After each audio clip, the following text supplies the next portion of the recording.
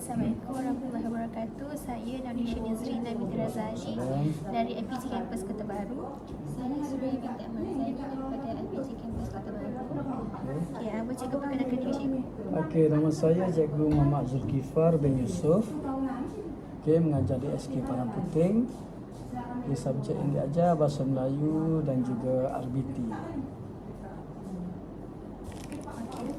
Jadi kami akan bertanya kepada cikgu beberapa soalan-soalan. Okey, jadi soalan yang pertama berbunyi, rutin harian yang cikgu tetapkan untuk kelas cikgu bermula daripada awal-awal lagi cikgu masuk kelas. Apa yang cikgu buat sampailah habis sesi PDP?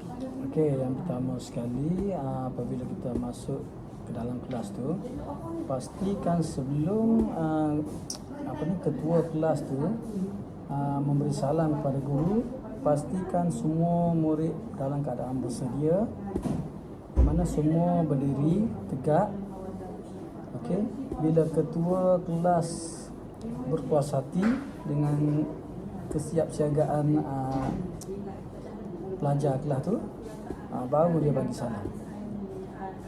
Okey, lepas tu yang kedua diikuti dengan bacaan doa lah untuk mendapat keberkatan. Okey, dan lepas tu guru jawab salam. Kemudian guru tu pula kena ucapkan sila duduk. Kalau tidak dia akan jadi dia macam selalu sikit. Ada yang duduk, ada yang duduk cepat, ada yang lambat. Bila guru bagi tahu duduk tu, pastikan murid ucap terima kasih. Okey, situ dulu. Sini yang boleh menentukan kawan kita itu boleh percaya ke tak percaya ke.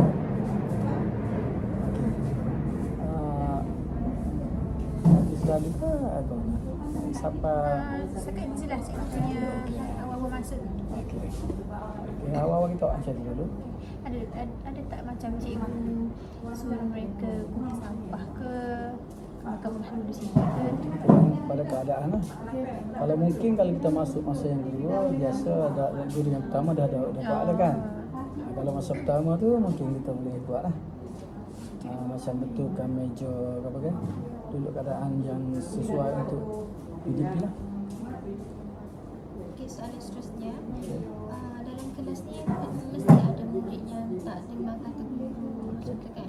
Jadi macam mana cikgu menangani murid yang mengganggu sesi PDP ni? Okey, biasanya kita sebagai guru ni kita kena kenal pasti kan murid.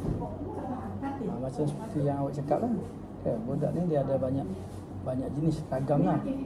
Jadi kepada murid yang agak nakal ni, kenal pasti. Kemudian biasanya kita akan asingkan murid ni daripada kalangan yang sama sikap. Contohnya kalau dia dua, katalah ada 3-4 orang kan, yang jenis kata nakal sikit, asingkan, jangan letak berdekatan. Pastikan yang ada masalah tu kita letak berasing untuk mudah. Sebab kalau kita letak sekali memang susah sikit lah. Tak payah nak lari lah. Okey, soalan yang seterusnya, selain daripada cikgu kena pasti murid yang bermasalah, apakah inisiatif cikgu sendiri untuk kawal kelas dengan baik? Macam contohlah kan, sekarang ni kalau cikgu-cikgu Gen Z macam, okey, kalau saya sebut cikgu, semua cakap cikgu, tu contoh macam untuk tarik perhatian. Apa inisiatif cikgu? Tak silap. Okey, yang macam ni. Kalau macam dari pengalaman saya, kali yang pertama sekali saya masuk tu, saya akan attack murid yang bermasalah ni. Sebelum saya start PDP tu, saya akan attack murid yang bermasalah tu. Saya akan tegur dia dulu. Dan satu lagi, lupa tadi. Kalau saya, sebelum saya masuk kelas, murid tu kena siap dah buku saya atas meja. Mana buku teks dan buku latihan. Bermakna bila guru sebelum saya tu keluar, dia dah ada semua buku saya atas meja. Ada setengah guru dia masuk, baru dia suruh buat keluar. Saya tak pastikan budak memang sebelum saya masuk semua siap dah buku atas meja. Peraturan cikgu sendiri. Okay, sama soalan tadi, yang cikgu cikgu cakap sebelum start PDP, cikgu akan sapa murid yang bermasalah ataupun yang nakal dulu. Okey, seterusnya selain pada tu, Selain pada tu, apa faktor yang cikgu rasa okey, aku kena buat, aku kena sapa dulu murid bermasalah ni, kenapa? Kenapa? untuk mendapatkan respon dia lah, supaya dia lebih dekat dengan kita. Dia sebab murid ni bila dia rasa kita macam kita ambil berat kat dia kan, dia macam dia ke arah nak berubah lah. Dia sebab kadang-kadang ada guru tu dia bila budak bermasalah dia buat macam tak cara kan, dia lagi parah jadi. Okay, kita kena attack dia dulu, cuba dekati dia dulu, tarik dia dulu. Jadi dia rasa macam dia ni ramah murid ni, aku dulu cikgu seperti gitu. Aku dulu cikgu tegur, orang lain dia tak tegur. Masa tu dia akan ada kesan. Okey, soalan yang ketiga. Keempat, apakah cabaran yang cikgu alami dalam mengawal kelas? Macam contoh perangai murid ni ke apa pengalaman cikgu? Macam ada murid yang terlalu nakal ataupun kelas tu ramai sangat sampai susah sangat dah. Macam tu. Cabaran tu memang tak lari lah. Sebab kita dalam kelas ni kita ada bermacam-macam murid. Jadi cabaran tu yang kita biasa hadapi tu memang akan ada lah. Apa ni, tak ramah biasanya. Dalam satu kelas tu 2-3 orang yang agak-agak suka sikit untuk dikawal. Tapi kalau dari segi pengalaman saya lah, saya yang budak yang susah untuk dikawal ni saya akan rapat. Saya akan buat macam kawan lah. Macam saya akan puji-puji, selalu bagi pujian lah. Pujian, bagi penghargaan. Kadang-kadang kalau dia dia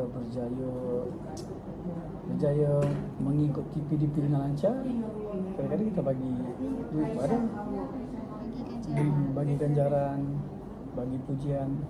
Pernah tak dalam kelas cikgu tu, cikgu macam buat macam-macam dah inisiatif apa teknik, tapi still tak boleh nak kawal. Mungkin awal-awal tu macam slow down sikit, lepas tu dah bising pula.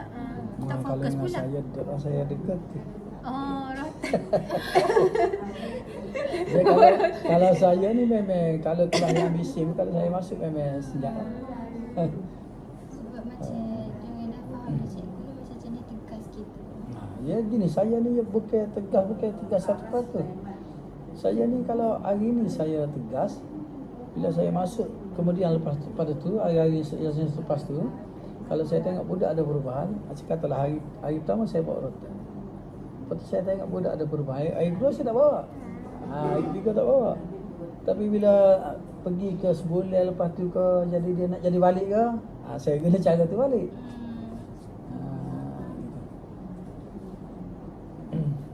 Tapi kalau budak sini memang, kalau saya tu saya nak masuk kelas, dia lari nasib dia, dia nampak saya dia dah.